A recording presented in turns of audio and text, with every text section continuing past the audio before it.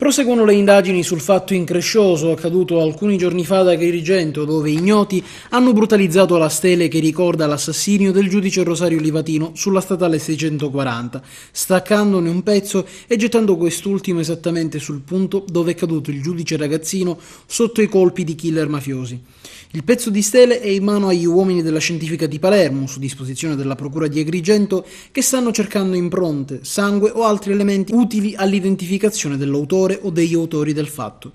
Ed a seguito dell'atto vandalico, i commercialisti agrigentini hanno deciso di dare un loro contributo economico per l'iter di beatificazione del giudice.